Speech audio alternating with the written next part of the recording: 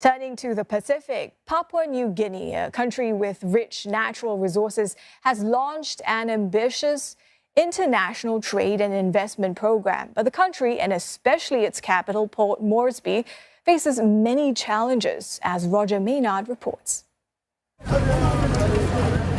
In the back streets of Papua New Guinea's capital, many of the locals struggle to make ends meet. For such a resource-rich country, around 40% of its population lives in poverty. Poor health facilities, lack of education, and economic mismanagement only add to social problems and the difficulty of doing business here. PNG is not for the faint-hearted. Security is a problem. PNG suffers from an urban drift. People have flooded from the villages to the two large cities, or three large cities, Port Moresby, Lae, Mount Hagen, looking for work. Often they don't have the skills to participate in the new economy, and therefore they turn to crime. Business people describe PNG as having an exciting and dynamic environment where it's still possible to make big returns on investments. But there's also corruption, which is so hindering the country's progress that the government has appointed an anti-corruption watchdog. We are regarded as one of the most corrupt countries in the world.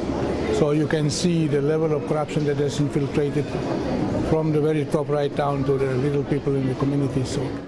But in fairness, not everyone rorts the system, and for big corporates who abide by the law, there are still extraordinary riches to be made, both above and below ground.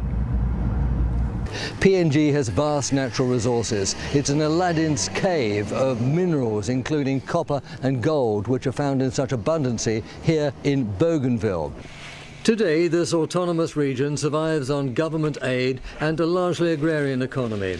But there was a time when Bougainville boasted one of the world's biggest copper mines, producing massive profits for the owners, but little for the community. A civil war which forced the closure of the mine more than 30 years ago claimed 20,000 lives. Now there are hopes the Panguna copper mine could reopen. In the case of Bougainville, we have a great opportunity now to do things right, where the indigenous people of Bougainville can get better benefits from whatever is extracted in. But it has to be, a proper plan has to be done. Bougainville's autonomous regional government is also demanding full independence, which was supported by 97.7% of the population in a referendum.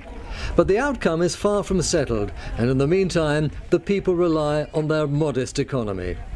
The financial position of Bougainville is very important in terms of sustaining the independence of Bougainville. But independence is by no means assured, with the referendum still to be ratified by the PNG government. Even if an agreement is reached, it may take another decade for the lucrative Panguna mine to be cleaned up and reopened. In terms of government's priority to open the mine, yes we do, but we have to make sure that we do it right. There's no shortcut. That means a fair share of the profits for landowners and a community that's not divided by the violence of the past. Bougainville within the crisis became very disintegrated.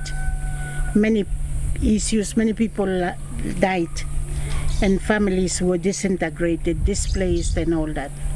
Today, Bougainvillians and the rest of PNG look towards a more peaceful and prosperous future.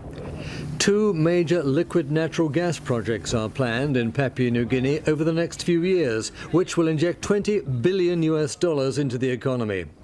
It is a sign of increasing confidence by outside investors in a country which continues to face so many challenges in everyday life.